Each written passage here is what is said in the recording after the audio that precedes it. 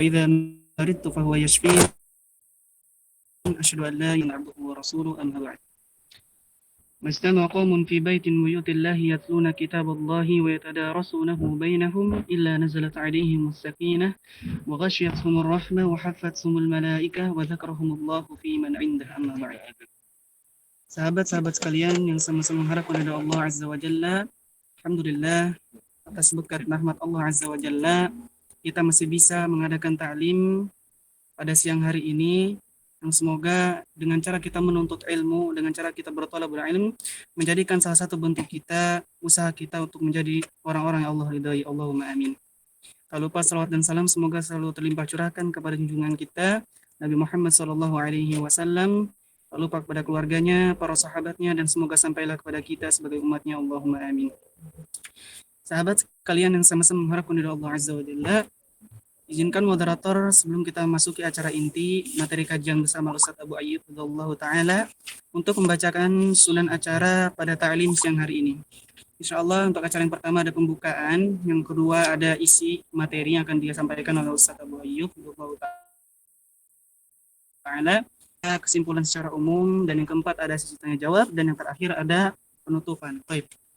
Insyaallah kita buka acara kajian kali ini dengan membaca doa menuntut ilmu. Allahumma inna nas'aluka ilman nafi'an wa rizqan halalan thayyiban wa amalan mutaqabbala. Baik. Alhamdulillah kita telah membuka acara yang pertama. Insyaallah kita langsung ke inti acara materi kajian bersama Ustaz Abu Ayyub taala.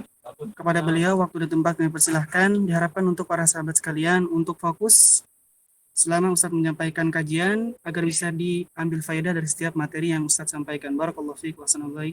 Tafadhal Ustaz.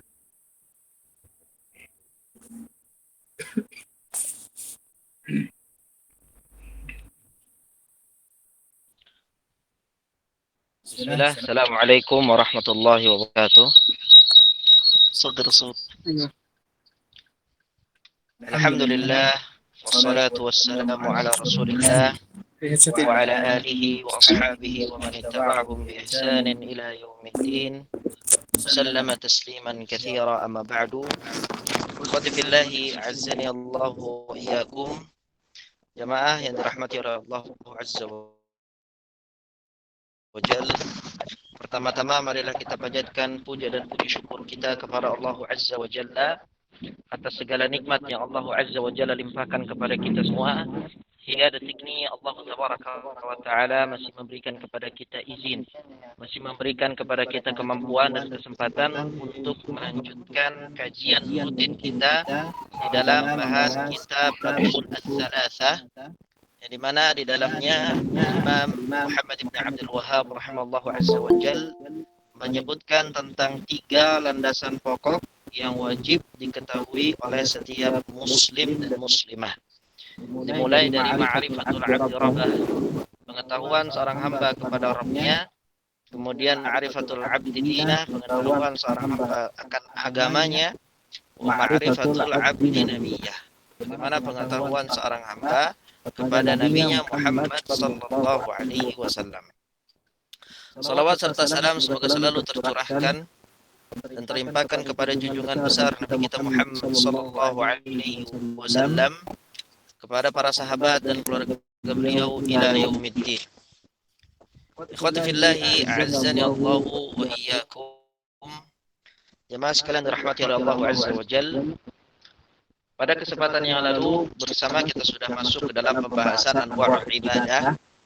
Bagaimana Al-Imam Muhammad bin Abdul Wahhab setelah menekankan makna ibadah itu harus difokuskan, harus ditujukan, harus diniatkan semata-mata kepada Allah Azza wa Jalla.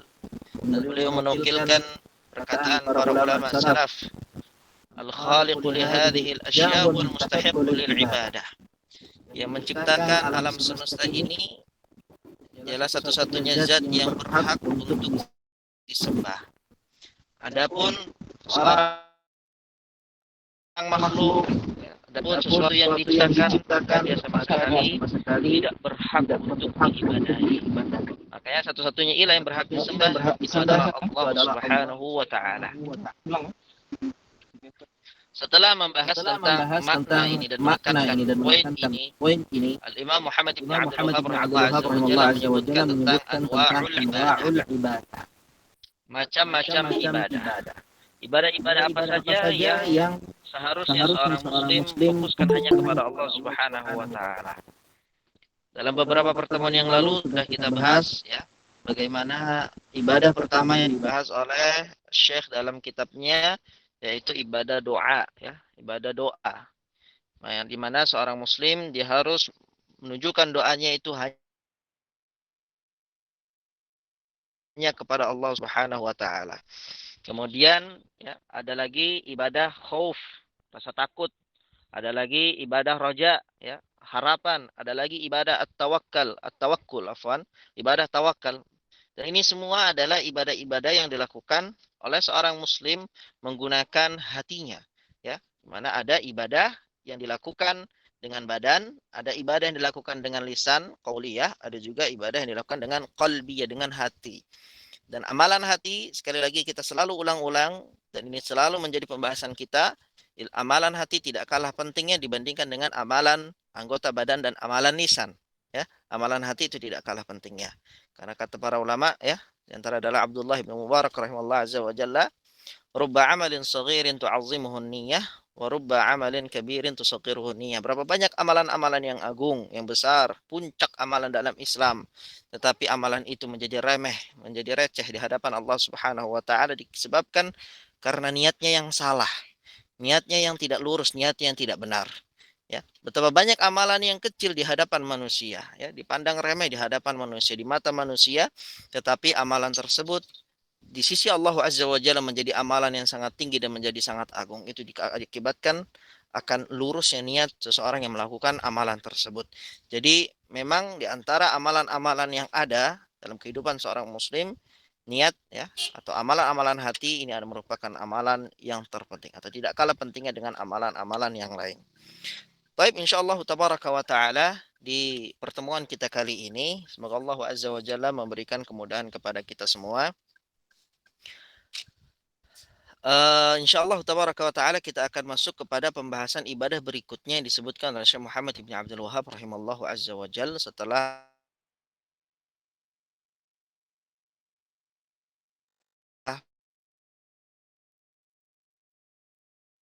pembahasan ibadah tawakal, kita akan masuk ke dalam ibadah ar-raghbah, ar-rahbah, dan al-khwa. Kenapa? Karena disebutkan di dalam satu ayat, ya, ini disebutkan semuanya tiga-tiga dalam satu ayat oleh Allah Azza wa Jal di dalam surat Al-Anbiya ayat yang ke-90.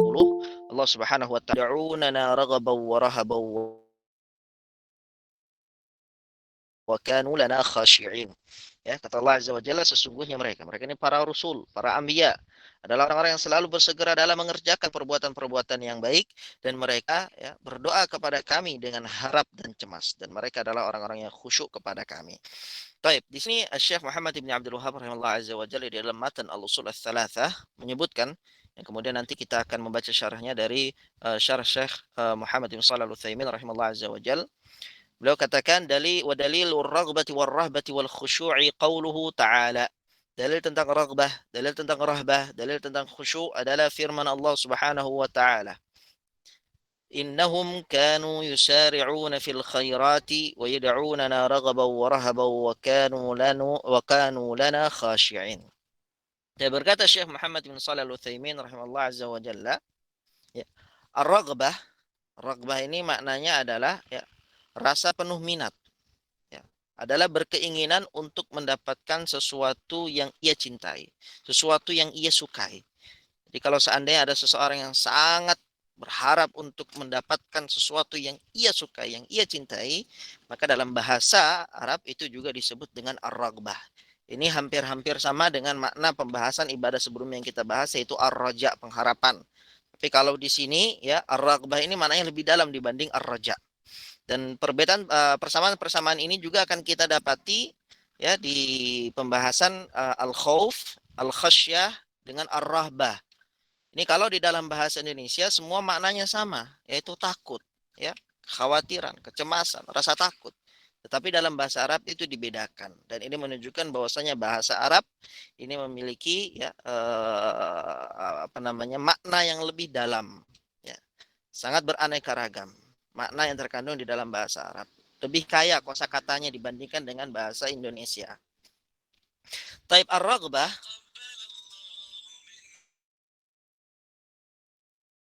ar-raghbah adalah berkeinginan untuk mendapatkan sesuatu yang ia cintai. Seperti di dalam ayat disebutkan bahwasanya para anbiya ya meminta berdoa kepada Allah dengan penuh harapan. Ya, mereka sangat mencintai Allah, mereka sangat menyukai surga, dan mereka sangat mengharapkan apa yang berada di sisi Allah Azza wa Jalla. Maka dari itu mereka disifati oleh Allah berdoa kepada Allah secara raghabah, penuh dengan harapan. Kemudian yang kedua ada ar-rahbah. Ar-rahbah di sini adalah perasaan cemas yang menimbulkan keinginan untuk melarikan diri dari yang ditakutinya. Ya, rasa takut. Dan ini adalah rasa takut yang dibarengi dengan perbuatan. Inilah yang membedakan antara khauf sebelumnya dengan ar-raghbah. Khauf itu sekedar rasa takut saja. Sedangkan ar-raghbah dia adalah rasa takut yang dibarengi dengan perbuatan. Ya, ada dampak yang dia lakukan di balik rasa takut yang tersimpan di dalam hatinya. Kemudian nanti kalau pembahasan berikutnya ada pembahasan al-khasyah. Khasyah ini juga dalam bahasa Indonesia diartikan takut. Ya, tiga-tiga diartikan dalam bahasa Indonesia takut. Tapi dalam bahasa Arab setiap kata itu memiliki makna yang berbeda-beda. Al-khasyah itu adalah rasa takut yang didasari oleh pengetahuan, ilmu. Seseorang mengetahui bahwasanya sesuatu yang dia takuti ya, itu dapat memberikan kepada dia mara bahaya. Itu dapat memberikan kepada dia sesuatu yang apa namanya dapat membuat dia terpukul, tersiksa. Ya. Berarti rasa takut yang dilandasi oleh ilmu itu dalam bahasa Arab disebut dengan al-khasyah. Baik, kita kembali ke ar-rahbah. Ar-rahbah adalah rasa takut yang dibarengi dengan perbuatan. Kemudian yang ketiga adalah al-khusyuk. Apa makna khusyuk di sini? Beliau katakan tunduk dan merendah terhadap kebesaran Allah. Jika ada seorang hamba ya, dia merendah ya, tawadhu, menghinakan dirinya kepada Allah Subhanahu wa taala dengan cara apa? Dengan cara berserah diri sepenuhnya terhadap keputusan-keputusannya Allah, terhadap hukum-hukumnya Allah, terhadap syariat-syariatnya Allah. Apapun yang Allah putuskan dalam syariat-syariatnya, maka dia merendahkan dirinya, maka dia menerimanya dengan penuh lapang dada. Tidak ada sedikit pun ya rasa untuk menolak atau perasaan untuk tidak menerima hukum-hukum dari Allah Azza wa Jalla. Baik yang terjadi di alam semesta atau bersumber dari syara'. Syara' ini maksudnya adalah syariat, ya. Hukum Allah, keputusan Allah yang terjadi di alam semesta, begitu juga keputusan Allah yang ada di dalam syariat. Berarti kalau syariat ini kembalinya kepada Al-Qur'an dan kepada hadis Nabi Shallallahu alaihi wasallam. Taib yang keempat, penjelasan yang keempat berkaitan dengan ayat Al-Anbiya, surat Al-Anbiya ayat yang ke-90. Dalam ayat yang mulia ini, Allah Subhanahu wa taala menyebutkan hamba-hambanya yang terpilih. Mereka itu berdoa kepada Allah dengan perasaan harap dan cemas. Ya, ada harapan di balik doa-doa mereka agar Allah Subhanahu wa taala menerima amalan yang mereka lakukan, agar Allah Azza wa Jalla mengijabahi doa yang mereka panjatkan, agar Allah Tabaraka wa taala menerima amalan-amalan mereka di sisinya. Dan tidak hanya harapan, ada juga kecemasan. Kecemasan ya agar Allah Tabaraka wa taala, kecemasan dari Allah Azza wa Jalla kalau seandainya Allah menolak doa-doa mereka. Kecemasan Allah Subhanahu wa taala masukkan mereka ke dalam neraka atau memberikan mereka azab dan siksaan hukuman dari sisinya.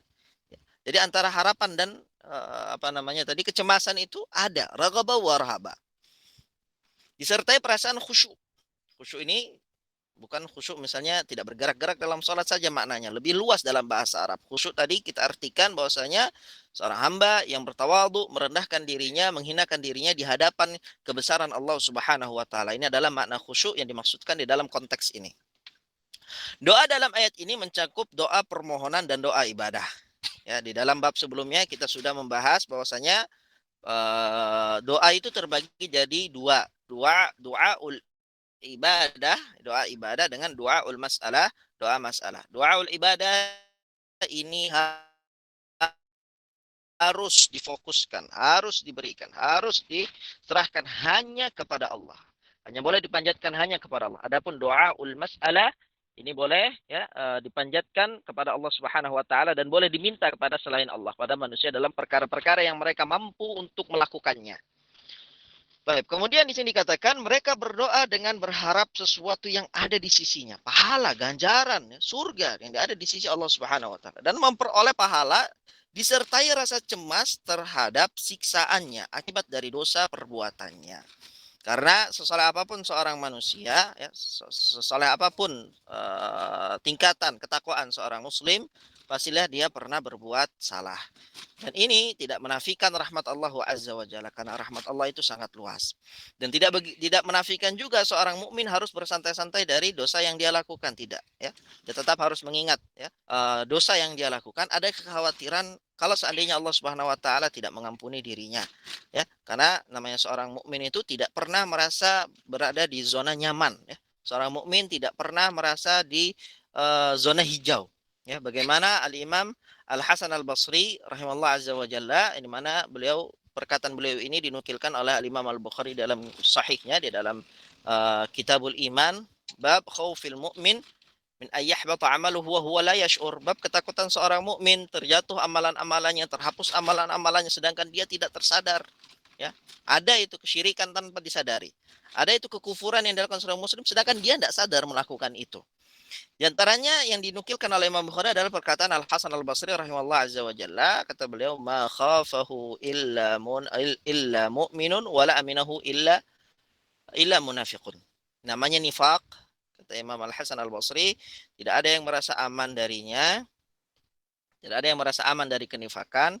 Afwan, tidak ada yang merasa takut dari kenifakan kecuali dia adalah orang beriman, dan tidak ada yang merasa aman dari kenifakan kecuali dia adalah orang munafik tulen ya. Orang yang merasa nyaman dengan zam atau klaim keimanan ini dicirikan oleh Al-Imam Al-Hasan Al-Basri, dia adalah orang munafik karena merasa nyaman. Sedangkan orang beriman tidak, dia ada kekhawatiran dalam diri dia kalau seandainya dirinya termasuk orang-orang munafikin wal'iyadu billah. Dan ini banyak sekali contohnya dari para sahabat radhiyallahu taala anhum. Intinya apa? Intinya ya, seorang muslim ya, dia selalu mengakui bahwasanya dirinya adalah orang yang berdosa ya, dan dia selalu meminta kepada Allah Subhanahu wa taala untuk diampuni dari dosa-dosa yang dia lakukan. Baik, kemudian di sini dikatakan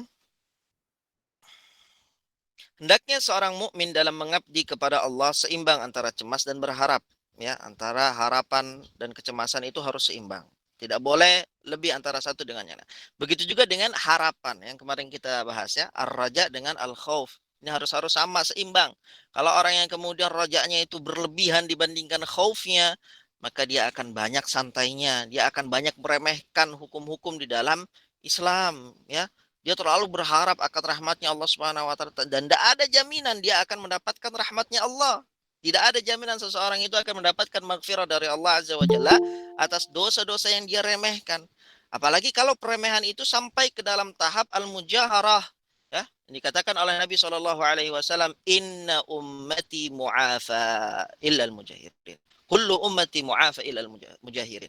Sesungguhnya setiap umat, seluruh umatku, kata Nabi Shallallahu alaihi wasallam, kelak akan diampuni oleh Allah Azza wa Jalla. Kecuali orang-orang yang melakukan mujaharah. Ya. Siapa orang-orang yang melakukan mujaharah? Ya, Nabi Shallallahu alaihi wasallam ceritakan orang yang berbuat maksiat di malam hari, ya, Allah tutupi aib-aibnya. Allah tutupi kesalahan-kesalahan, dosa-dosa maksiat dia, tapi di pagi hari dia sendiri yang membukanya. Dia ceritakan kepada si fulan, tadi malam saya melakukan ini dan itu. Ya, ini adalah orang-orang yang melakukan mujaharah. Ya, dia benar-benar menampakkan maksiat yang dia lakukan. Dan ini merupakan ya di antara yang Nabi SAW kabarkan bahwasanya dia tidak diampuni oleh Allah Azza wa Jalla. Sehingga namanya roja ya, rasa berharap kepada Allah Subhanahu wa taala itu harus seimbang dengan al-khauf. Begitu juga seseorang itu tidak boleh ya memiliki rasa khauf yang lebih besar dibandingkan rasa rajanya kepada Allah Subhanahu wa taala. Kalau orang ketakutan, sangat ketakutan kepada Allah Azza wa Jalla, tidak menimbang adanya ar-raja di dalam dirinya kepada Allah Azza wa Jalla, maka sifat al-khauf itu akan menyebabkan dia berputus asa dari rahmatnya Allah. Orang yang kemudian sangat takut kepada Allah, maka dia akan mengatakan, ya sudah, saya sudah hancur, ya, saya sudah tercebur dalam kemaksiatan. Tidak mungkin Allah mengampuni saya, ya, tidak mungkin Allah Azza wa Jalla memaafkan kesalahan-kesalahan saya. Akhirnya dia terus-menerus berada di dalam kemaksiatan yang dimana itu pada hakikatnya merugikan dirinya di dunia dan di akhirat. Dia harus menyadari bahwasanya Allah Azza wa Jalla rahmatnya itu sangat luas. Bahkan para imam di antaranya Al-Imam Ibnul Qayyim rahimahullah Azza wa Jalla, sebagaimana kita bahas pada pertemuan yang lalu, mengingatkan bahwasanya ar-raja dan al-khauf ini diibaratkan dengan janahain, janahai at-ta'ir, dua sayap burung, ya. Dua sayap burung. Burung harus memiliki dua sayap jikalau mau terbang. Dan dua-duanya harus sama panjangnya, lebarnya, beratnya, ya. Tidak boleh ada salah satu yang kemudian lebih panjang daripada yang lainnya, atau lebih berat daripada sisi yang lainnya. Ini mengakibatkan akhirnya burung itu tidak dapat terbang. Begitu juga seorang muslim, ya, tidak boleh mengedepankan khaufnya dan menyampingkan rajanya, ataupun sebaliknya. Karena itu, ya, tidak akan menghasilkan ibadah sebagaimana yang Allah perintahkan kepada kita semua. Tapi di sini dikatakan Syekh Muhammad bin Shalih Al-Utsaimin rahimahullah azza wajal, dan hendaknya pula ia tumbuhkan rasa berharap di saat sedang dalam ketaatan, agar lebih semangat dan bergairah. Dan ia tumbuhkan rasa cemas, rasa khawatir, rasa takut di saat sedang bermaksiat, agar jera terhadap maksiat sehingga selamat dari siksaannya. Jadi harus profesional dalam menghadirkan amalan-amalan hati itu. Jangan sampai kebalik, ya. Di sini saya Utsaimin mengingatkan, orang ketika bermaksiat yang harus dia hadirkan adalah perasaan takut. Bukan sebaliknya, ketika bermaksiat dia menyebutkan Allah Ghafurur Rahim, Innallaha Ghafurur Rahim, Allah itu Maha Pengampun, Maha Penyayang. Sudah disebutkan ayat tentang rahmat, kebalik. Orang ketika bermaksiat yang harus dihadirkan adalah perasaan takut, bukan perasaan berharap kepada rahmatnya Allah. Kemudian ketika orang sedang dalam ketaatan,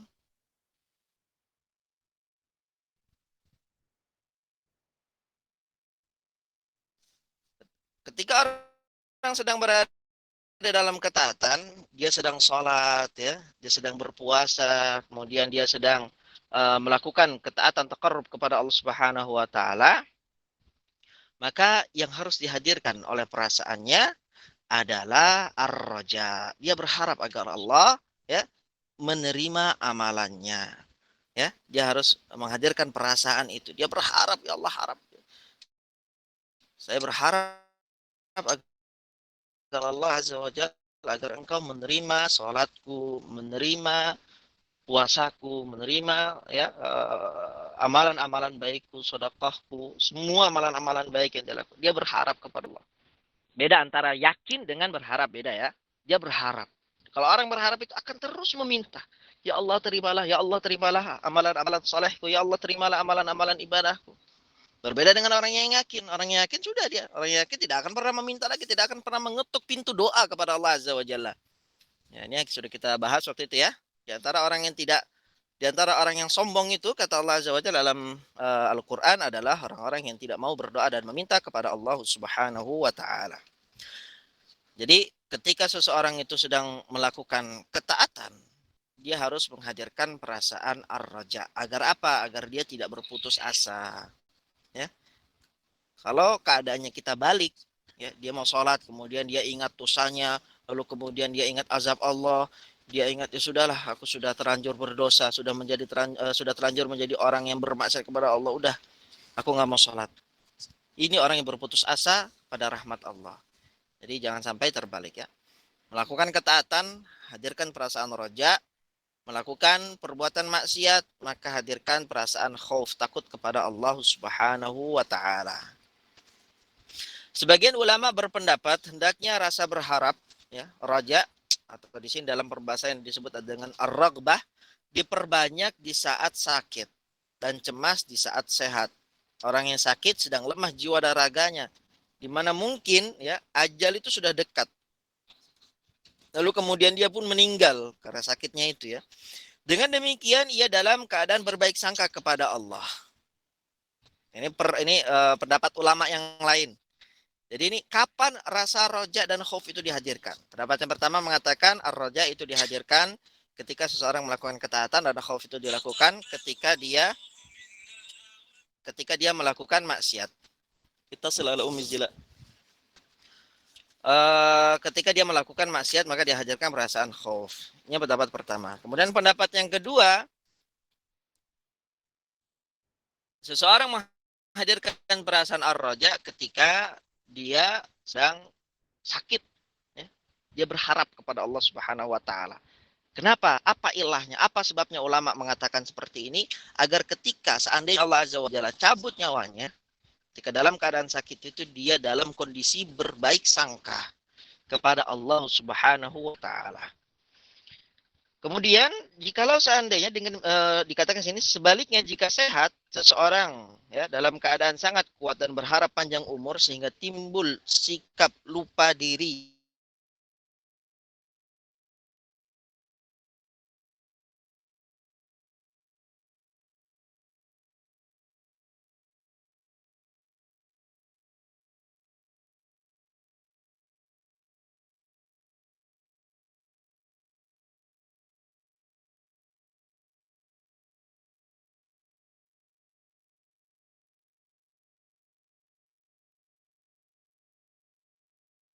wakhshawni, maka janganlah takut kepadaku.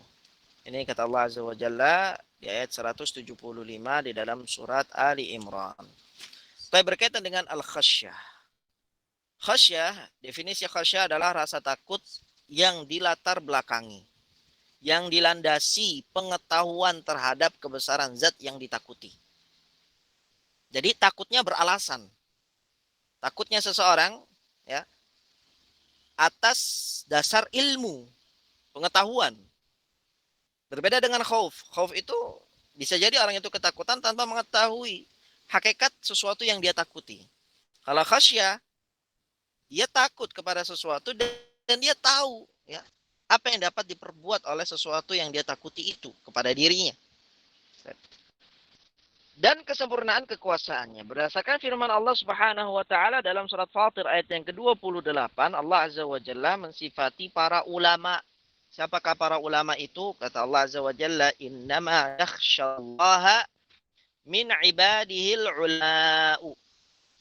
Sesungguhnya yang takut kepada Allah di antara hamba-hambanya hanyalah para ulama. Jadi orang yang takut kepada Allah Azza wa Jalla ya adalah para ulama. Di sini Allah Tabaraka wa Ta'ala di dalam ayat ini menggunakan kata yakhsha. Innama yakhsha. Yakhsha ini adalah bentuk fi'il mudhari' ya, dari masdar al-khasyah tadi yang kita sebutkan. Al-khasyah itu masdarnya, rasa takut. Fi'il mudhari'nya adalah yakhsha. Fi'il madhinya khasyya. Baik, sebentar.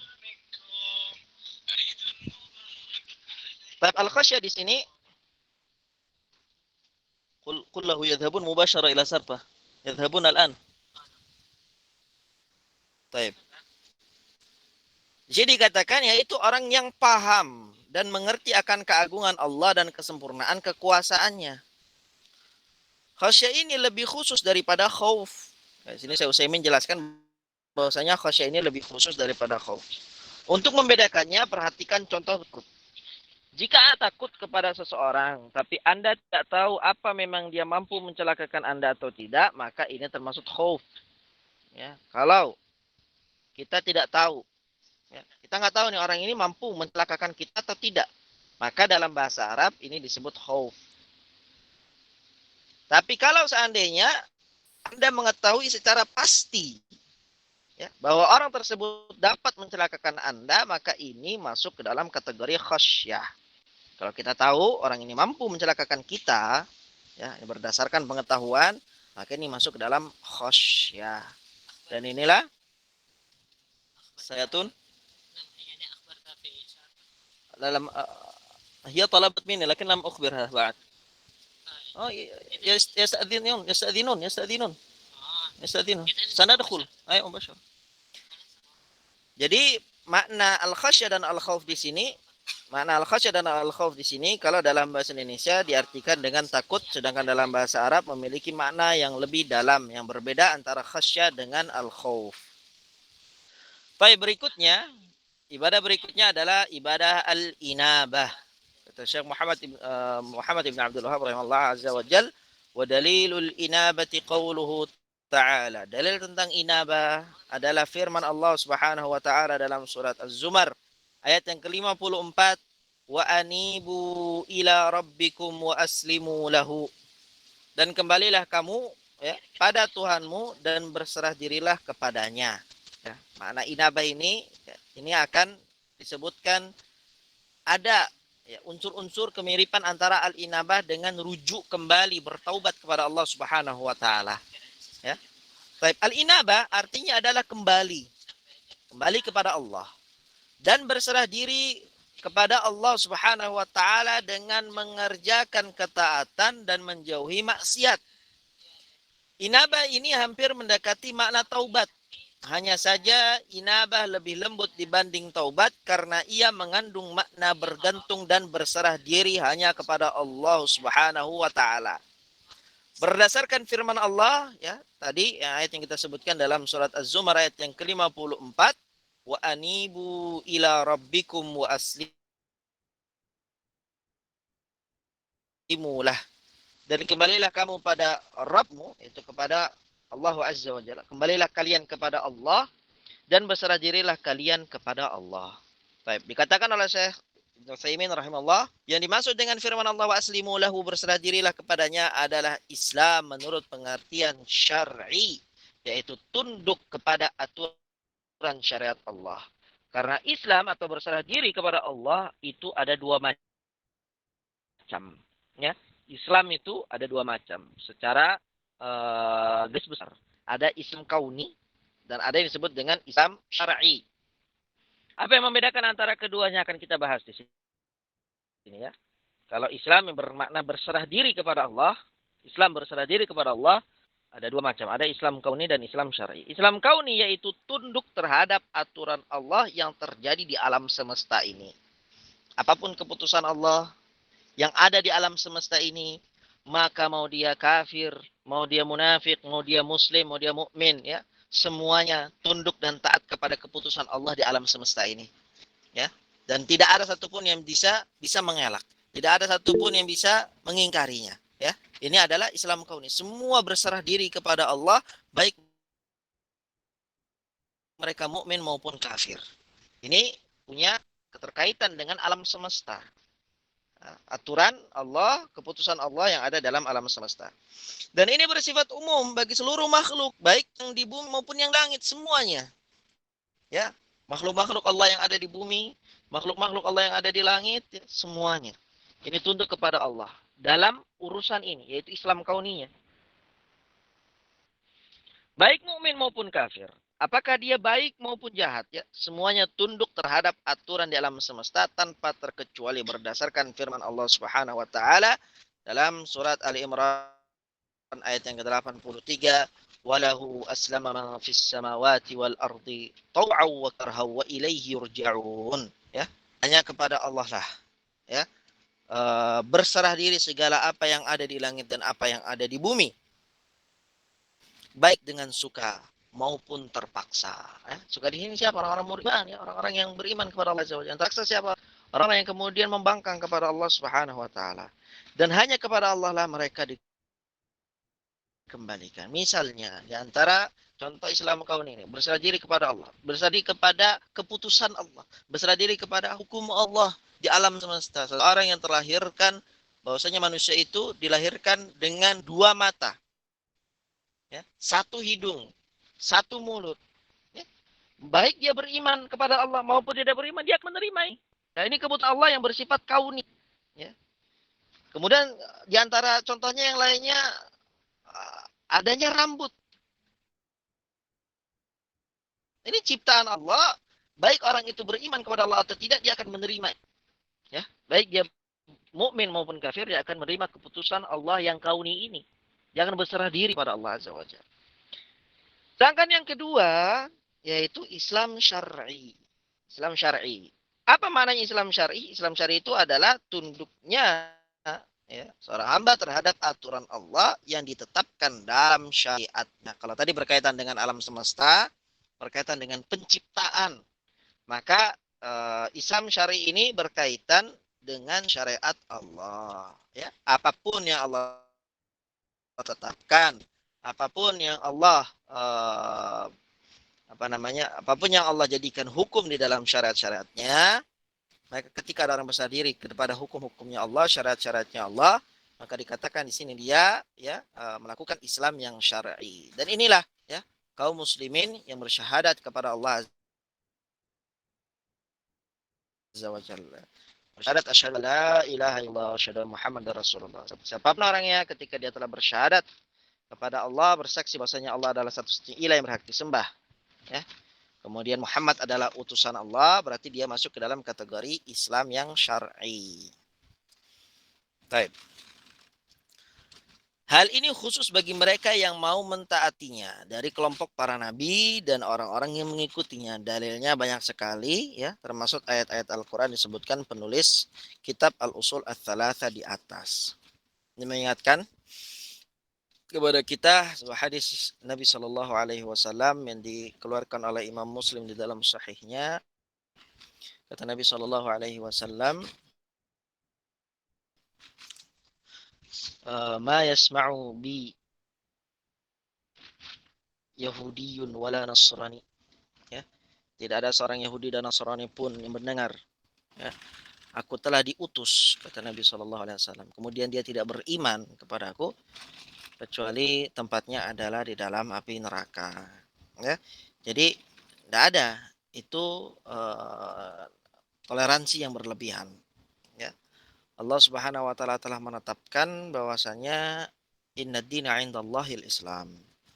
Sungguhnya agama yang di sisi Allah yang diterima oleh Allah Azza wa Jalla adalah Islam. Satu-satunya agama yang Allah Azza wa Jalla ridhoi semenjak Nabi Shallallahu Alaihi Wasallam diutus adalah Islam. Maka Allah Azza wa Jalla tidak akan menerima agama-agama yang lain. Ya, jadi aturannya bagi agama-agama terdahulu, ketika mereka telah mengetahui Nabi Shallallahu Alaihi Wasallam telah diutus, kewajiban mereka adalah untuk tunduk dan taat patuh terhadap syariat yang dibawa oleh Nabi kita Muhammad Sallallahu Alaihi Wasallam. Nah, ini masuk ke dalam pembahasan Islam syar'i. Tapi ikhwati fillah azani Allah wa iyyakum, pembahasan berikutnya adalah ibadah al-isti'anah.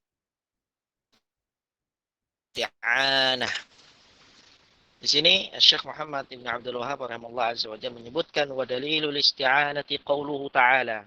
Dalil tentang isti'anah adalah firman Allah Subhanahu wa taala di dalam surat Al-Fatihah ayat yang kelima. Ya, ayat yang selalu kita ulang-ulang terus-menerus di dalam salat-salat kita. Di mana salat itu tidak akan sah kalau kita tidak baca ayat ini, ya. Firman Allah Subhanahu wa taala, "Iyyaka na'budu wa iyyaka nasta'in." Ini adalah ayat yang dikatakan oleh para ulama inti pembahasan di dalam Al-Qur'an. Ya. Antara para salaf mengatakan bahwasanya Allah Azza wa Jalla menurunkan semua hukum itu di dalam Allah Azza wa Jalla mengumpulkan seluruh hukum syariat dari kitab-kitab sebelum Al-Qur'an dikumpulkan semuanya di dalam Al-Qur'an. Ya. Kemudian Allah Azza wa Jalla mengumpulkan semua apa yang ada di dalam Al-Qur'an, ya, itu diintikan ada pada surat-surat mufassal. Yang ada di dalam surat Allah pilih lagi ada di dalam surat Al-Fatihah. Yang ada dalam surat Al-Fatihah Allah pilih lagi, intinya ada di pada ayat iyyaka na'budu wa iyyaka nasta'in. Hanya kepadamu kami beribadah dan hanya kepadamu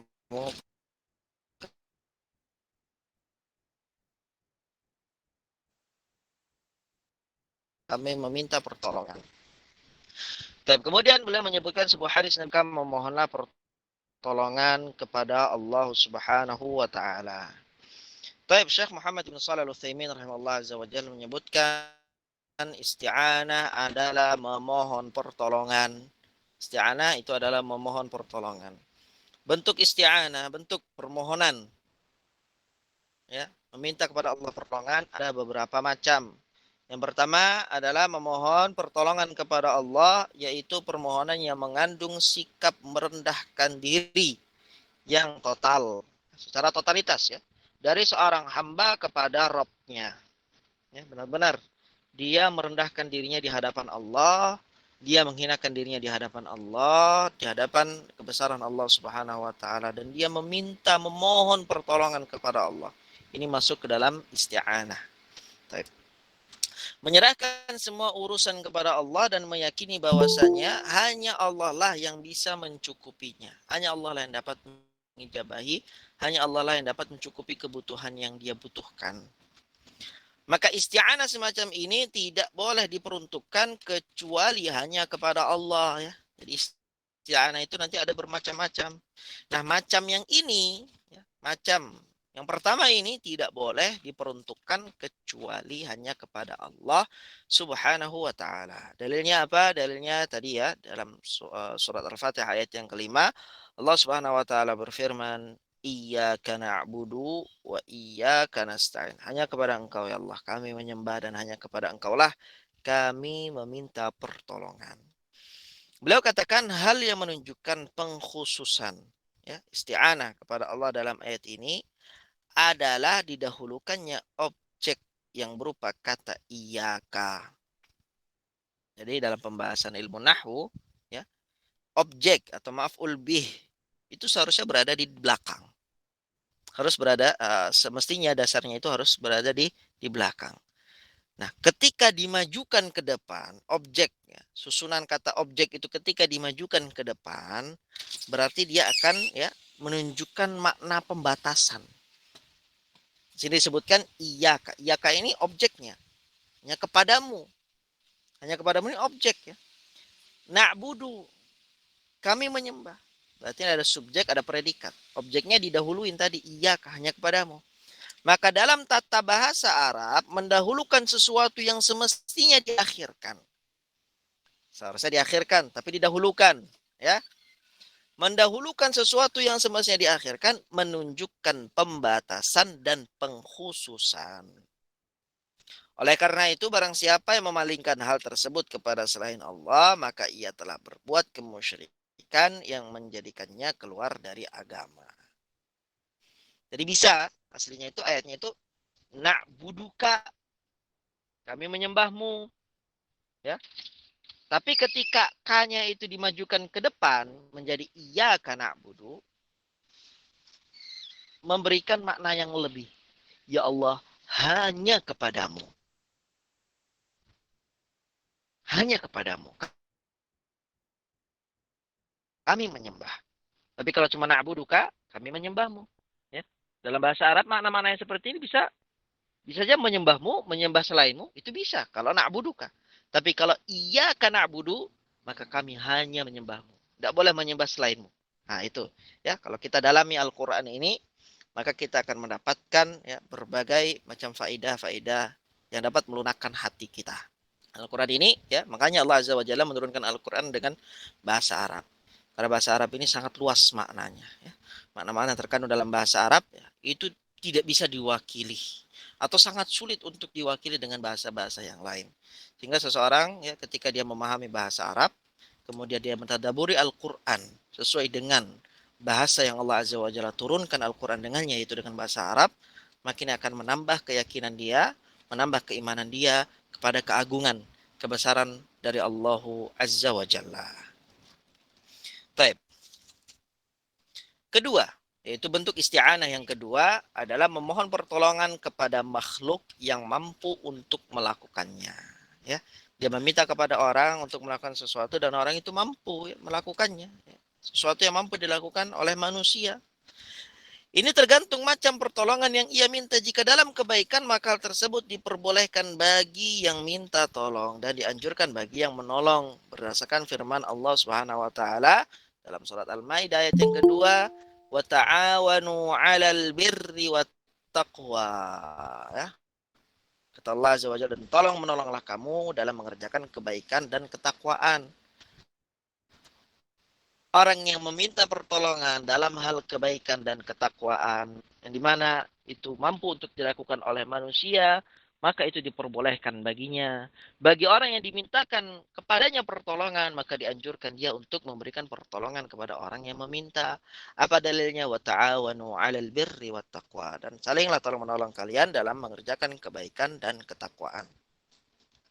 Taib, jika pertolongan tersebut dalam kemaksiatan, maka keduanya mendapatkan dosa. Kalau ya, pertolongan itu ya, untuk kemaksiatan, untuk dosa, untuk kezaliman, untuk kefasikan, ya, maka itu dilarang. Maka mendapatkan dosa. Berdasarkan firman Allah Azza wa Jalla, juga masih dalam surat Al-Maidah ayat yang kedua, wala ta'awanu 'alal itsmi wal 'udwan. Dan janganlah kalian saling tolong menolong dalam perbuatan dosa dan pelanggaran syariat, ya. Tuan. Apabila pertolongan tersebut terhadap sesuatu yang mubah ini boleh dilakukan, ya, maka hal tersebut dibolehkan bagi kedua belah pihak.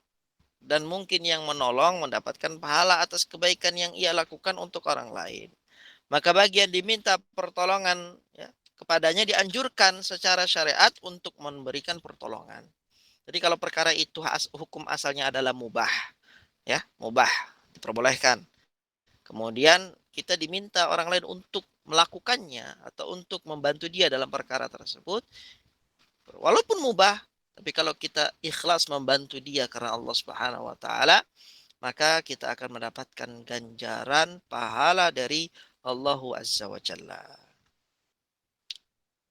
Berdasarkan firman Allah Subhanahu wa taala dalam surat Al-Baqarah ayat yang ke-195, wa ahsinu innallaha yuhibbul muhsinin.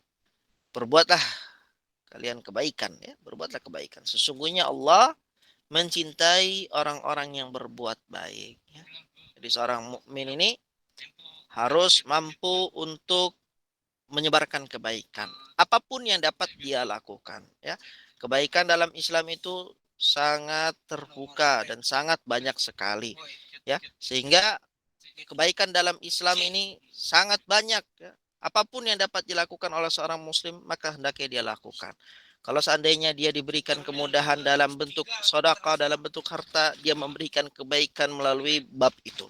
Kalau seandainya dia mampu untuk, ya, memberikan kemudahan kepada saudaranya dalam bentuk jasa, dia tidak punya harta tapi bisa menolong, dia punya kemampuan jasa yang dia berikan kepada saudaranya, maka hendaknya dia memberikan bantuan tersebut kepada saudara-saudaranya.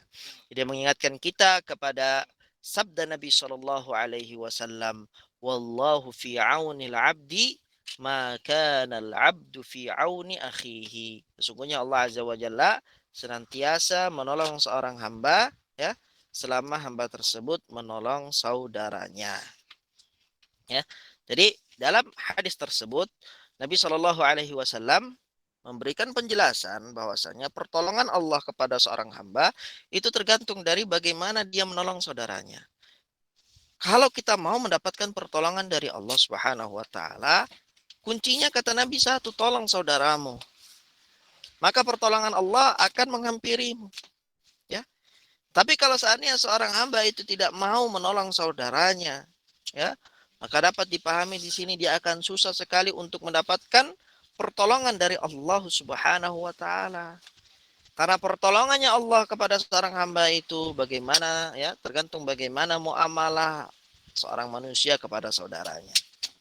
Ya. Kemudian Nabi Shallallahu alaihi wasallam juga menyebutkan dalam hadis-hadis yang lain, ya, man nafasa kurbatan min kurabid dunya nafasallahu anhu kurbatan min kurabi yaumil qiyamah. Barang siapa yang memberikan keringanan, barang siapa yang menyelesaikan kesusahan seorang muslim di dunia, maka Allah Subhanahu wa taala akan memberikan kepada dia kemudahan. Allah akan hilangkan, Allah akan angkat kesulitan dia pada hari kiamat, pada hari akhirat, ya. Jadi kalau seandainya kita ingin mendapatkan kemudahan dari Allah Azza wa Jalla di akhirat, maka salah satu caranya sebagaimana Nabi Shallallahu Alaihi Wasallam sebutkan adalah dengan memberikan kemudahan pertolongan kepada saudara muslim kita. Type sebentar, ya, sebentar.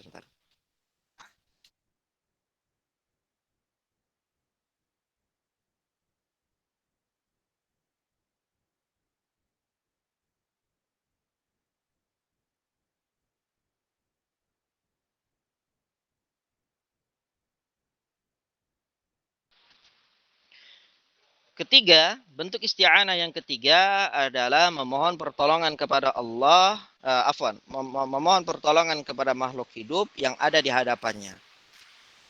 Ya, dia meminta pertolongan kepada makhluk hidup. Tapi makhluk hidup tersebut tidak mampu memberikan pertolongan. Kata Syekh Utsaimin, ini jelas suatu kesia-siaan karena dia tidak memiliki kekuasa. Ya, dia tidak memiliki kekuasaan. Hal ini seperti halnya orang yang meminta tolong kepada orang yang lemah untuk mengangkat beban yang berat. Ya, dia meminta pertolongan kepada seseorang, tapi pada hakikatnya orang itu tidak mampu melakukannya. Contohnya itu ya. Kemudian yang keempat, memohon pertolongan kepada orang yang mati secara mutlak. Atau kepada orang yang hidup dalam masalah-masalah yang gaib. Di mana ia tidak mampu melakukannya. Ya. Ini jelas syirik. Bedanya yang keempat dengan ketiga apa? Yang keempat ini berkaitan dengan hal-hal gaib yang memang nggak ada manusia yang mampu melakukannya. Kalau yang ketiga itu berkaitan dengan hal-hal yang mampu dilakukan oleh manusia secara umumnya. Tapi orang itu yang kita berikan, yang kita mintakan kepadanya pertolongan, tidak mampu melakukannya. Karena kelemahan dia. Ya, ini hanya masuk dalam kategori perbuatan yang sia-sia, yang ketiga. Kalau yang keempat, ini masuk kesyirikan. Karena tidak ada satu manusia pun yang dapat melakukannya. Ranahnya itu hanya ya berada di ranahnya Allah Subhanahu wa taala. Kata Syekh Utsaimin, ini jelas syirik karena hal tersebut terjadi dari keyakinan bahwa orang yang dimintai pertolongan tersebut memiliki kemampuan yang luar biasa di alam semesta ini ya. Dia tidaklah meminta pertolongan kepada mayit, tidaklah dia meminta pertolongan kepada orang yang sudah mati kecuali dia meyakini bahwasanya orang tersebut memiliki kekuasaan ya di alam semesta. Taib yang kelima, menjadikan amal soleh dan hal-hal yang dicintai Allah sebagai penolong. Jadi meminta pertolongannya itu dalam bentuk apa? Ya, mengerjakan amalan-amalan soleh. Ya, mengerjakan amalan-amalan soleh. Hal seperti ini dianjurkan berdasarkan perintah Allah Subhanahu wa taala dalam firman-Nya dalam surat Al-Baqarah ayat yang 153. Allah Subhanahu wa taala berfirman, "Wasta'inu bis-sabri was-shalah." Ya. Dan memintalah pertolongan kepada Allah Azza wa Jalla dengan sabar dan dengan salat. Jadi dengan ibadah sabar dan dengan ibadah salat. Penulis memakai landasan untuk isti'anah jenis pertama dengan firman Allah, Iyyaka na'budu wa iyyaka nasta'in. Hanya kepada Engkaulah kami menyembah dan hanya kepada Engkaulah kami meminta pertolongan. Dan sabda Nabi SAW, Idza sta'anta fasta'in billah. Jika kamu ya memohon pertolongan, maka mohonlah pertolongan kepada Allah. Kemudian yang berikutnya adalah ibadah al-isti'adah. Adalah ibadah al-isti'adah. Dalilul isti'adati, kata Syekh Muhammad Ibn Abdul Wahhab, qauluhu ta'ala, dalil tentang isti'adah adalah firman Allah Subhanahu wa taala, "Qul a'udzu birabbil falaq." Katakanlah wahai Muhammad, aku berlindung kepada Rabb yang menguasai waktu subuh, ya, menguasai waktu subuh, al-falaq. Kemudian ayat di dalam surat An-Nas, ya, Qul a'udzu birabbin nas. Katakanlah Muhammad, aku berlindung kepada Rabb yang memelihara dan menguasai manusia. Rabbun nas. Zat yang memelihara dan menguasai manusia. Berkaitan dengan bab isti'adzah ini, kata Syekh Muhammad bin Shalih Al-Utsaimin rahimallahu azza wa jal, isti'adzah artinya adalah memohon perlindungan dan penjagaan dari hal yang dihindari, dari hal yang ditakuti. Isti'adzah atau mohon perlindungan ada beberapa macam. Ya, yang pertama isti'adzah kepada Allah yang mengandung sikap benar-benar membutuhkan Allah. Hanya kepada Allah lah tempat bergantungnya. Hanya Allah lah yang mampu mencukupinya ya secara sempurna ya, dari segala sesuatu. Serta hanya Allah tempat berlindung yang sempurna dari segala sesuatu ya yang sedang atau akan terjadi, kecil ataupun besar, baik datang dari manusia ataupun datang dari selain manusia, berdasarkan firman Allah Subhanahu wa taala di dalam surat Al-Falaq, "Qul a'udzu birabbil falaq."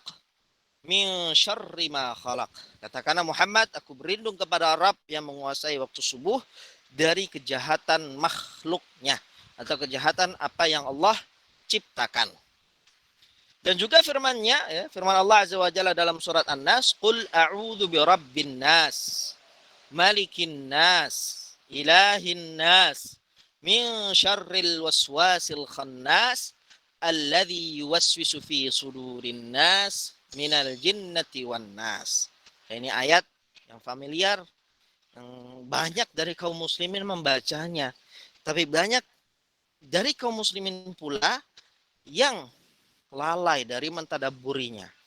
Sebenarnya ayat-ayat yang banyak kita baca dan sering dibaca oleh keumuman kaum muslimin, kalau seandainya seseorang itu membaca dengan tadabbur, dengan menghayati, ya, dengan menta'ammuli ayat-ayat Allah Azza wa Jalla, maka itu sudah cukup bagi dia untuk takut kepada Allah Subhanahu wa taala. Tapi di dalam ayat ini Allah Azza wa Jalla berfirman, aku berlindung kepada Rabb yang memelihara, menguasai manusia, ya, raja manusia, sesembahan manusia dari kejahatan bisikan setan. Alwan. Nah, yang biasa bersembunyi, yang membisikkan kejahatan ke dada manusia dari golongan jin dan manusia. Afwan sebentar. Akan kembali. Tadi bab isti'adzah, pembagian isti'adzah. Ini ada beberapa isti'adzah. Yang pertama tadi sudah kita bahas, ya. Diakhiri dengan pembahasan surat An-Nas. Kemudian yang kedua adalah berkaitan dengan isti'adzah, memohon perlindungan kepada Allah dengan sifatnya seperti kalamnya, itu kalamnya Allah Subhanahu wa taala, kemuliaannya, keagungannya atau semisalnya. Berdasarkan sabda Nabi sallallahu alaihi wasallam, a'udzu bikalimatillahi tammati min syarri ma khalaq. Yang dimana artinya adalah aku berlindung kepada kalimat-kalimat Allah yang sempurna dari kejahatan makhluknya. Dan juga sabda Rasulullah sallallahu alaihi wasallam, a'udzu bi'azamatika an ughtala min tahti. Aku berlindung kepada keagunganmu ya Allah dari terpinasakan dari arah bawah. Dan dalam doa ketika sakit, a'udzu bi'izzatillahi wa qudratihi min syarri ma ajidu wa uhadhiru. Saya berlindung kepada keagungan dan kekuasaan Allah dari keburukan yang saya temui dan yang saya takuti. Ya, jadi kalau kita perhatikan ya, lafaz-lafaz doa ini, ya, ini akan kita dapati di sini dia meminta perlindungan, ya, kepada Allah dengan sifatnya, ya, baik seperti kalam, kemuliaan dan keagungan Allah. Tidak kembali kepada selain Allah, ya, kembalinya tetap kepada Allah, kepada sifatnya Allah. Seperti a'udzu bikalimatillah. Minta pertolongan kepada Allah kepada apa? Kalimat-kalimatnya. Kata kalimat-kalimat Allah yang sempurna. Yang kedua, aku berlindung kepada keagungan Allah. Yang ketiga, aku berlindung kepada, ya, keagungan dan kekuasaan Allah. Kemudian yang lain adalah sabda Nabi Shallallahu Alaihi Wasallam, "A'udzu biridhaka min sakhatika." A'udzu biridhaka min sakhatika. Aku berlindung kepada keridhaanmu dari kemurkaanmu. Sabda Nabi tatkala turun ayat Qul huwal qadiru ala an yab'atsa 'alaikum Qul huwal qadiru ala an yab'atsa 'alaikum 'adzaban min fawqikum. Katakanlah wahai Muhammad, dialah Allah yang berkuasa untuk mengirimkan azab kepadamu dari arah atasmu. Maka Nabi SAW juga bersabda dalam sebuah hadis, a'udzu biwajhika. Saya berlindung kepada wajahmu. Ini semua adalah, ya, sifat Allah Azza wa Jalla, tidak dipermasalahkan seorang hamba meminta perlindungan kepada Allah dengan sifat-sifatnya Allah. Kemudian yang ketiga, bentuk isti'adzah yang ketiga adalah memohon perlindungan kepada orang yang mati atau orang yang hidup yang tidak hadir di hadapannya. Kalau orang mati, ini satu. Yang kedua, orang hidup tapi nggak ada di hadapannya. Ya. Atau yang ketiga, tidak mampu memberikan perlindungan. Ya. Ini termasuk perbuatan syirik. Ya, termasuk perbuatan syirik berdasarkan firman Allah Subhanahu Wa Taala dalam surat Jin ayat yang ke-6. Wa annahu kana rijalun minal insi ya'udzuuna birijalin minal jinni fazaduhum rahaqa. Dan bahwasanya ada beberapa orang laki-laki di antara manusia meminta perlindungan kepada beberapa laki-laki di antara jin-jin, maka jin-jin itu menambah bagi mereka dosa dan kesalahan. Ya, ini mengingatkan kepada kita betapa banyak orang yang tergelincir dalam kesyirikan, di dalam kekufuran dalam bab ini. Meminta perlindungan kepada jin. Ya, betapa banyak orang yang kemudian tergelincir dalam kesyirikan, jatuh kepada kesyirikan, ya, terhapus amalannya. Ya, kalau seandainya dia mati dalam keadaan itu, maka dia akan kekal di dalam api neraka. Tanpa disadari banyak sekali, terutama orang-orang yang kemudian banyak disebut oleh orang sebagai anak-anak indigo. Ya, orang-orang mengatakan bahwa ini adalah indera keenam. Ya, seseorang dapat melihat, ada anak yang dapat melihat sesuatu yang gaib, bangga orang tuanya. Ini penyakit, ya. Ini penyakit yang seharusnya seseorang ketika mendapatkan penyakit, dia harus bersedih dan dia harus berupaya untuk menyembuhkan penyakitnya, bukan dengan berbangga hati. Maka ya, banyak sekali orang-orang yang memiliki kemampuan untuk melihat perkara-perkara yang gaib, ya dia terjatuh dalam kesyirikan. Apalagi yang memiliki jin-jin korin, ya. Afwan, bukan jin korin, jin-jin khadam, ya. Kalau korin setiap manusia pasti ada.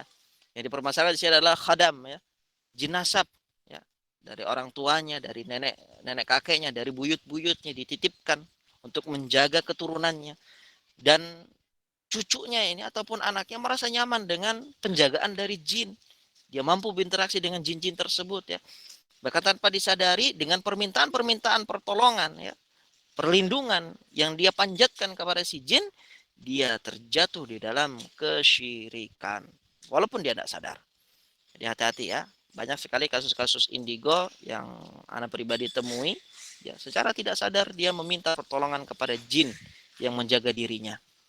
Ya, ini jelas kesyirikan kepada Allah Azza wa Jalla, sehingga walaupun dia sholat, walaupun dia berzakat, walaupun dia bersedekah, walaupun dia berpuasa, semua amalan-amalan itu akan hilang, binasa tanpa dia sadari. Ya, ada kufur, kesyirikan tanpa sadar. Ada kesyirikan dan kufuran tanpa disadari oleh pelakunya. Baik. Isti'adzah yang keempat adalah memohon perlindungan kepada sesuatu yang mungkin dapat dijadikan tempat berlindung, baik manusia, tempat, atau yang lainnya. Hal ini diperbolehkan berdasarkan sabda Nabi SAW tatkala menyebutkan beberapa fitnah.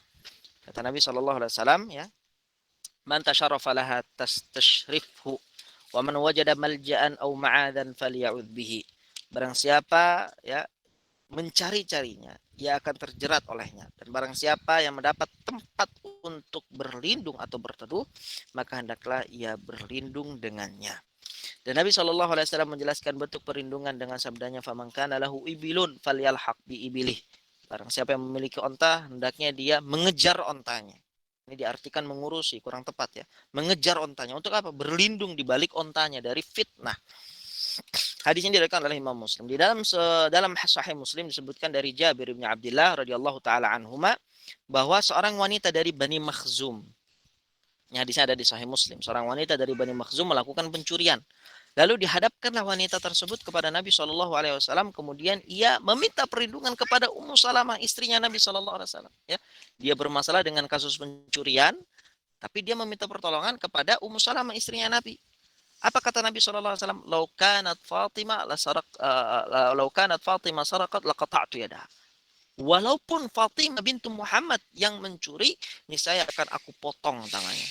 Dalam Islam, dalam syariat Muhammad SAW, tidak ada toleransi dalam hukuman, ya, pelanggaran-pelanggaran tersebut. Jadi walaupun dia adalah orang kaya, anak orang yang terpandang, anak dari tokoh, ya, setinggi apapun derajat dan kehormatan dia di pandangan manusia, kalau seandainya dia melakukan hukuman-hukuman itu, tidak ada keringanan sedikit pun di dalam syariat Islam. Bahkan Nabi memberikan gambaran kalau seandainya melakukan pencurian itu adalah Fatimah, niscaya aku sendiri yang akan memotong tangannya. Dan dalam Sahih Muslim juga dari Ummu Salamah, Nabi SAW bersabda, yu'awidhu a'widhun bil baiti fayub'athu ilahi ba'thun. Ada seseorang yang berlindung kepada Ka'bah, lalu dikirimlah suatu utusan kepadanya. Taib. Intinya apa? Meminta perlindungan, ya, kepada manusia yang mampu melindunginya, ya, atau kepada tempat yang mampu dijadikannya sebagai tempat berlindung dengan rumah dari kehujanan. Ini adalah perkara-perkara yang diperbolehkan. Ada petir, kemudian dia berlindung di bawah gedung. Ini adalah perkara-perkara yang diperbolehkan. Jika seseorang minta perlindungan dari kejahatan orang zalim, maka kita wajib melindunginya sebatas kemampuan yang kita miliki. Ini lagi masuk ke dalam wa ta'awanu 'alal birri wat taqwa, ya. Nyambung lagi ke pembahasan yang tadi. Akan tetapi jika dia minta perlindungan untuk tujuan melakukan kemungkaran atau melarikan diri dari menunaikan kewajibannya, dia punya hutang, dia mau sembunyi dari hutangnya, boleh dibantu, boleh kita kasih perlindungan, tidak boleh, haram. Ya, maka haram bagi kita untuk melindunginya. Baik. Ibadah berikutnya adalah ibadah al-istighatsah. Dalilul istighatsati qauluhu ta'ala. Dalil tentang istighatsah adalah firman Allah Azza wa Jalla dalam surat Al-Anfal ayat yang ke-9. "Idz tastaghithuna rabbakum fastajaba lakum." Ingat tatkala kalian meminta pertolongan, meminta bantuan ya kepada Rabb kalian, lalu Allah ijabahi doa kalian. Allah ijabahi permintaan ya, bantuan kalian. Istighatsah artinya adalah minta bantuan agar selamat dari kebinasaan dan kesusahan. Ya. Istighatsah ada beberapa macam. Ya, yang pertama adalah meminta bantuan kepada Allah. Ini adalah amal kebaikan yang paling utama dan sempurna. Dan inilah hal yang dilakukan oleh para rasul dan para pengikutnya berdasarkan dalil yang telah disebutkan oleh penulis tadi di atas, yaitu firman Allah Subhanahu wa taala, "Idz tastaghithuna rabbakum fastajaba lakum anni mumiddukum bi alfin minal malaikati murdifin." Ingatlah tatkala kalian beristighatsah kepada Allah. Ingatlah, tatkala kalian meminta bantuan kepada Allah, lalu Allah ijabahi permintaan kalian. Kata Allah Azza wa Jalla, sesungguhnya aku akan mendatangkan bala tentara, bala bantuan kepadamu dengan 1.000 malaikat yang datang turut-turut. Ini adalah bantuan dari Allah Azza wa Jalla kepada kaum muslimin. Dan ini terjadi pada saat perang Badar. Tatkala Nabi SAW melihat jumlah pasukan musyrikin 1.000 tentara, sedangkan sahabatnya hanya 300 orang saja. 300 orang melawan kaum musyrikin dengan tentara 1.000 jumlahnya. Ya. Kemudian kaum muslimin bersama Nabi SAW ketika itu meminta bantuan kepada Allah agar diberikan bala tentara tambahan. Allah turunkan idzastaghithuna rabbakum, yang ketika kalian beristighatsah kepada Allah, kepada Rabb kalian, Allah ijabahi doa kalian, Allah turunkan 1.000 malaikat yang turun berturut-turut. Baik. Maka masuklah beliau ke tenda bermunajat. Maksudnya Nabi SAW bermunajat kepada Allah sambil mengangkat tangan menghadap kiblat. Beliau berdoa, Allahumma anjiz li ma wa'adtani. Ini doanya Nabi SAW di perang Badar. Ya Allah, ya,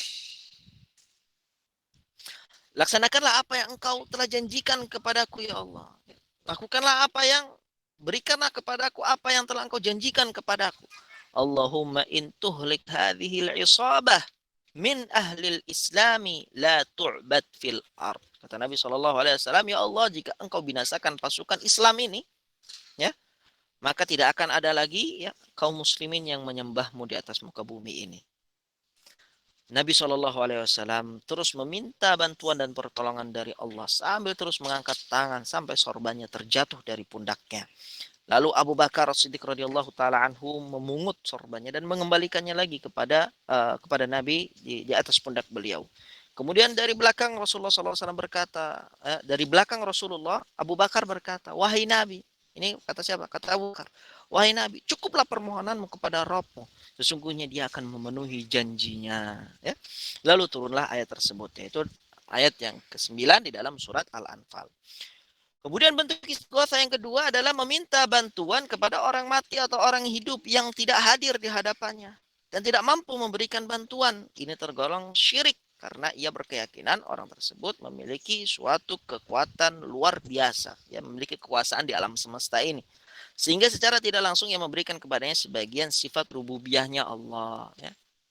Ini berkaitan dengan isti'anah tadi, ya, meminta pertolongan kepada selain Allah. Kalau ini meminta bantuan kepada selain Allah Azza wa Jalla, ya, yang dimana orang itu adalah orang yang telah mati, yang dimana orang itu walaupun dia hadir, tapi dia tidak mampu melakukannya karena di luar kemampuan manusia.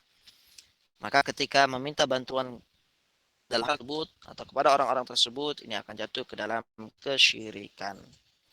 Karena tidak mungkin dia meminta kecuali dia memiliki keyakinan, i'tiqad yang batil di dalam dirinya bahwasanya sesuatu tersebut atau orang itu memiliki kekuasaan, ya, di alam semesta ini di luar kekuasaannya Allah Subhanahu wa taala. Firman Allah Azza wa Jalla dalam surat An-Naml ayat yang ke-62, "Amman yujibul muttarra idza da'ah wa yakshifus su'a wa yaj'alukum khulafa'al ard a ilahum ma'allah qalilan ma tadhakkarun. Atau siapakah yang memperkenankan doa orang yang dalam kesulitan apabila ia berdoa kepadanya, dan yang menghilangkan kesusahan, dan yang menjadikan kamu manusia sebagai khalifah di bumi? Apakah di samping Allah ada Tuhan yang lain? Amat sedikitlah kamu mengingatnya. Kemudian bentuk istighatsah yang ketiga adalah meminta bantuan kepada orang hidup yang hadir di hadapannya dan mampu memberikan bantuan yang diinginkan. Ini diperbolehkan, ya. Ada orang di samping kita, ya, kita minta bantuan kepada dia dalam perkara yang mampu dilakukan oleh manusia secara umumnya, ini diperbolehkan. Firman Allah Azza wa Jalla dalam kisah Nabi Musa, "Fastaghathahu alladhi min syi'atihi 'ala alladhi min 'aduwwihi fawakazahu Musa faqada 'alaihi." Maka orang yang dari golongannya, golongan Nabi Musa, maksudnya dari rakyatnya Nabi Musa, maksudnya adalah Bani Israel, ya, Bani Israel meminta pertolongan kepada Musa untuk mengalahkan orang yang dari musuhnya, maksudnya dari golongannya Fir'aun, dari rakyatnya Fir'aun. Lalu Musa meninjunya, ya, memukul, menonjoknya, dan matilah musuhnya itu dengan satu pukulan, ya, Nabi Musa alaihissalam. Yang keempat, istighatsah yang keempat adalah meminta bantuan kepada orang hidup yang tidak mampu memberikan bantuan tersebut tanpa berkeyakinan bahwa yang dimintai bantuan itu memiliki kemampuan luar biasa. Seperti orang tenggelam minta bantuan kepada orang yang lumpuh, ini jelas tidak ada gunanya dan merupakan penghinaan terhadap orang tersebut. Maka hal ini dilarang karena alasan tersebut atau dikhawatirkan orang lain tertipu sehingga berkeyakinan orang yang lumpuh memiliki kekuatan gaib yang luar biasa. Ini kalau dalam bab isti'anah tadi adalah melakukan sesuatu yang tidak bermanfaat atau melakukan sesuatu yang sia-sia. Baik, mungkin itu saja yang dapat kita sampaikan pada pembahasan kali ini. Ada beberapa anwa'ul ibadah yang kita bahas, istighatsah, ya, kemudian isti'adzah, kemudian ada isti'anah, kemudian tadi ada ar-raghbah, lalu ada ar-rahbah, ada al-khusyu', ada al-inabah, ya, lumayan banyak, ya, pembahasan. Kemudian ada al-khasyah juga tadi, ya. Lumayan banyak, alhamdulillah, pembahasan yang dapat kita ambil dalam kesempatan kali ini. Semoga Allah tabaraka wa taala menerima segala amal ibadah yang kita lakukan. Semoga Allah tabaraka wa taala masukkan kita ke dalam surganya, surga Firdaus. Allahumma amin. Sallallahu ala Muhammadin wa ala alihi wa sahbihi wa sallam. Tafadhal. Baik, kita ucapkan jazakallahu khairan katsiran wa sanallahu ilaik kepada guru kita Ustaz Abu Ayyub radhiyallahu taala. Semoga Allah azza wa jalla membalas beliau dengan pahala yang berlipat ganda, menjadikan setiap materi yang beliau sampaikan kepada kita menjadi pemberat amalan kebaikan beliau di yaumul hisab kelak. Allahumma amin. Dan insyaallah kita masuki acara yang ketiga, yaitu kesimpulan secara umum dari pelajaran telah kita ambil pada siang hari ini. Bismillahirrahmanirrahim. Alhamdulillah alladzi bi ni'matihi tatimmus shalihat. Kita telah mempelajari macam-macam ibadah, yang dimana sebelum Ustadz masuk ke pertemuan ini, Ustadz memurajaah sedikit bagian ibadah yang pada pelajaran yang lalu. Seperti khauf, rasa takut, tawakal, ini semuanya termasuk pada ibadah hati. Yang selanjutnya Ustadz menjelaskan esensi pentingnya niat dalam setiap amalan, yang dimana pada kesempatan kali ini Ustadz membahas beberapa amalan ibadah, bentuk-bentuk ibadah. Yang pertama Ustadz bahas rogbah, rohbah, dan khusyuk. Ini ada dalilnya dalam Al-Quran, Quran Surat Al-Anbiya ayat 90, yang dimana arti dari rogbah adalah yaitu sangat harap untuk dapat sesuatu yang dia cintai. Jadi seorang hamba mengharap kepada sesuatu yang sangat dia cintai. Adapun rohbah itu artinya cemas, takut, dan ada dampak perbuatan yang dia lakukan. Yaitu seorang takut pada sesuatu dan ada sesuatu yang dia lakukan dalam hal tersebut. Baik. Yang selanjutnya Ustaz membahas tentang khusyuk, yaitu tunduk dan rendah berserah diri kepada Allah Azza wa Jalla. Yang selanjutnya alhamdulillah kita telah belajar bahwasannya doa itu terbagi menjadi dua. Ini seperti pertemuan yang sebelumnya sudah kita bahas, yaitu yang pertama ada doa dalam bentuk ibadah, yang dimana doa bentuk ibadah ini hanya diserahkan kepada Allah Azza wa Jalla. Yang kedua ada doa masalah, yaitu kepada Allah dan juga bisa diserahkan kepada manusia dalam tanda kutip, yang dimana manusia tersebut mampu untuk melakukan hal tersebut. Yang selanjutnya ada faedah, tidak ada orang yang merasa aman dari kenifakan kecuali dia termasuk orang-orang yang munafik. Selanjutnya Ustaz menyebutkan hadis bahwasannya setiap umatku akan diampuni kecuali orang-orang yang melakukan mujaharah. Yang dimana mujaharah ini seorang yang melakukan maksiat di malam hari dan dia di pagi hari memberitahukan atau menceritakan kepada orang lain atas maksiatnya tersebut. Jadi pertama-tama Allah Azza wa Jalla masih menutup aib dia, sedangkan dia di pagi hari menceritakannya kepada orang lain. Ini termasuk umat Nabi Muhammad SAW yang tidak diampuni. Yang selanjutnya kita dapat mengambil faidah, orang ketika maksiat dia harus merasakan perasaan takut kepada Allah Azza wa Jalla. Bukan malah seorang melakukan maksiat dia malah menghadirkan perasaan Allah itu Ghafurur Rahim, Maha Pengampun dan lain sebagainya. Jadi kita sebagai seorang muslim harus kondisional atau harus pintar-pintar menghadirkan amalan hati pada setiap perbuatan kita. Ketika kita ingin melakukan maksiat, maka hadirkanlah rasa takut kepada Allah Azza wa Jalla. Bukan hadirkan bahwasannya Allah itu Maha Pengampun dan lain sebagainya. Yang selanjutnya, tentang roja dan khauf ini ada dua pendapat ulama yang dimana ada yang mengatakan roja ini dihadirkan, harap ini dihadirkan ketika seorang dalam melakukan ketaatan kepada Allah Azza wa Jalla. Sedangkan khauf ini, takutan dihadirkan pada seorang ingin melakukan kemaksiatan. Dan pendapat yang kedua bahwasannya roja ini akan dihadirkan dalam keadaan seorang sedang sakit. Yang selanjutnya ada amalan yang disebut dengan khasyah. Dalilnya dalam Quran surat Al-Imran, "Fala takhshawhum makhshawni." Dan ada juga dari dalam Al-Quran, Quran Surat Fatir ayat 28, yang dimana orang-orang yang paling takut kepada Allah Azza wa Jalla ialah orang-orang yang berilmu atau al-ulama. Dijelaskan dalam Quran Surat Fatir ayat 28. Yang selanjutnya, rasa takut yang dilandasi alasan atas dasar ilmu pengetahuan, itulah hakikat dari khasyah itu sendiri. Yang selanjutnya, Ustaz menyebutkan nawa dari ibadah yaitu inabah dalam Quran Surat Az-Zumar ayat 54, yang dimana Ustadz menyebutkan Islam itu ada dua macam. Yang pertama ada Islam kauni, tunduk kepada aturan Allah Azza wa Jalla di alam semesta ini, yang dimana bentuk kauni ini tidak ada satupun yang dapat mengingkarinya, baik mukmin atau kafir, baik itu jahat ataupun orang baik. Ini sejalan dalam Al-Quran.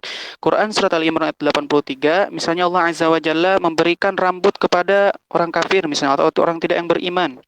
Mereka tidak bisa mengingkarinya, karena itu adalah pemberian Allah yang mutlak, itu tidak bisa diingkari oleh manusia, oleh makhluk, baik itu beriman ataupun kafir kepada Allah Azza wa Jalla. Yang selanjutnya ada Islam yang macamnya itu syar'i, yaitu tunduk dan patuhnya seorang hamba kepada aturan Allah Azza wa Jalla dalam bentuk syariat Allah Azza wa Jalla. Ini Ustaz menyebutkan hadis dari riwayat Muslim, yaitu tidak ada seorang Yahudi dan Nasrani yang mendengar aku telah diutus kata Nabi SAW dan mereka tidak beriman kecuali tempatnya adalah di neraka. Yang selanjutnya adalah ibadah al-isti'anah, yaitu meminta pertolongan. Ini dalilnya dalam Al-Quran, surat Al-Fatihah, Iyyaka na'budu wa iyyaka nasta'in. Dan dalam hadis yang mulia, wa idza sta'anta fasta'in billah. Dan jika kamu ingin minta pertolongan, maka minta tolonglah kepada Allah Azza wa Jalla. Yang dimana memohon pertolongan ini ada beberapa macam. Yang pertama, yang mengandung sikap merendahkan diri dengan totalitas kepada orang hamba kepada Allah Azza wa Jalla, yang dimana dia yakin bahwasanya Allah Azza wa Jalla lah yang hanya bisa menolong dia. Ini adalah bentuk isti'anah yang hanya bisa ditunjukkan kepada Allah Azza wa Jalla atau khusus untuk Allah Azza wa Jalla. Yang kedua ada memohon pertolongan kepada makhluk, yang dimana makhluk tersebut mampu jika dalam kebaikan maka boleh, dan yang dimintai tolong harus melakukan atau membantu orang yang minta tolong. Ini sejalan dalam dalil Al-Quran, Quran Surat Al-Ma'idah ayat 2. Sebaliknya, bila seorang tersebut meminta kepada manusia dalam bentuk dosa atau kemaksiatan atau kemungkaran, maka tidak boleh untuk dilakukan atau tidak boleh untuk menolong orang tersebut. Dan ada juga dalam perkara-perkara mubah atau perkara yang dibolehkan, maka kita tolong dan kita ikhlas karena Allah Azza wa Jalla, maka kita akan mendapatkan ganjaran. Ini dari dalam Al-Quran, Quran Surat Al-Baqarah 195. Yang selanjutnya, yang ketiga, yaitu minta tolong kepada seorang yang tidak mampu. Maka ini termasuk perbuatan yang sia-sia. Dan yang keempat ada mohon pertolongan pada seorang yang mati atau yang hidup dalam masalah gaib. Ini tidak boleh, hukumnya syirik. Yang kelima ada meminta pertolongan dengan melakukan amal soleh. Ini diperbolehkan, dalilnya dalam Al-Quran, Quran Al-Baqarah ayat 193. Yang selanjutnya ada dalil dalam Al-Quran, yaitu tentang ibadah al-isti'adah. Al-isti'adah ini adalah memohon perlindungan dan penjagaan dari hal yang ditakuti. Dalilnya dalam Al-Quran, Quran Surat Al-Falaq ayat 1, Qul a'udzu birabbil falaq, dan dari dalam Al-Quran, Quran Surat An-Nas ayat 1, Qul a'udzu birabbin nas. Yaitu macam-macam dari mohon perlindungan ini. Yang pertama ada kepada Allah Azza wa Jalla, yang dimana hanya Allah tempat perlindungan yang sempurna. Yang kedua ada mohon perlindungan dengan kalamullah atau sifatnya. Ini sebagaimana sabda Nabi SAW, a'udzu bikalimatillah, a'udzu bi'idzamatika an ughtala min tahti, ketika sakit misalnya a'udzu biradaka min sakhatika, dan juga a'udzu biwajhika. Ini semuanya diperbolehkan. Yang ketiga ada memohon perlindungan kepada orang yang mati atau orang yang hidup tapi tidak ada atau gaib atau tidak mampu. Ini termasuk perbuatan syirik dari dalam Al-Quran, Quran Surat Jin ayat 6. Yang keempat, minta perlindungan kepada orang atau tempat yang mampu melindunginya. Misal kita berlindung pada suatu rumah ketika hujan dan lain sebagainya, ini diperbolehkan. Yang selanjutnya sifat yang terakhir atau ibadah yang terakhir ada yang disebut dengan al-istighasah. Istighasah ini dari dalam Al-Quran, Quran Surat Al-Anfal ayat 9, yaitu maknanya minta bantuan agar selamat dari gangguan dan kegelisahan. Yang dimana ada 4 macam istighosah ini. Yang pertama beristighosah kepada Allah Azza wa Jalla, ini hukumnya wajib. Yang kedua yaitu beristighosah pada orang mati. Dan yang ketiga beristighosah pada orang yang hidup tapi dia tidak mampu. Yang keempat ada istighosah pada orang hidup tapi dia tidak mampu, ini tidak boleh dan tidak bermanfaat. Misalnya ada seorang yang tenggelam di dalam lautan tetapi dia melihat ada orang yang pincang yang tidak dapat menolong dirinya, maka ini istighosah yang tidak bermanfaat atau tidak hendaknya dilakukan oleh seorang muslim. Barakallahu fikum wa ahsanallahu ilaikum. Taib, inilah sedikit kesimpulan secara umum dari materi yang kita ambil pada siang hari ini. Semoga bisa diambil faedah dan pelajarannya.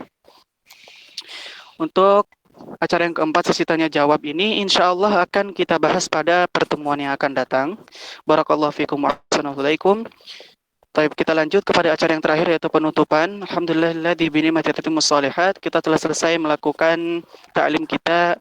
Alhamdulillah Allah perlancar kita. Semoga Allah Azza wa Jalla menuliskan pahala bagi kita termasuk menuntut ilmu yang dimana barang siapa yang menuntut ilmu di jalan Allah Azza wa Jalla, maka Allah Azza wa Jalla akan permudah dia menuju ke dalam surganya Allah Azza wa Jalla. Dan semoga Allah Azza wa Jalla menjadikan kita termasuk orang-orang yang sukses, yang dimana hakikat kesuksesan ialah dijauhkan dari api neraka dan dimasukkan ke dalam surganya Allah Azza wa Jalla. Barakallahu fikum wa ahsanallahu ilaikum. Kita tutup dengan baca doa kafaratul majlis. Subhanaka Allahumma wa bihamdika asyhadu an la ilaha illa anta astaghfiruka wa atubu ilaik. Assalamualaikum warahmatullahi wabarakatuh. Waalaikumsalam warahmatullahi wabarakatuh. Jazakallahu khair. Allahumma amin wa iyyakum.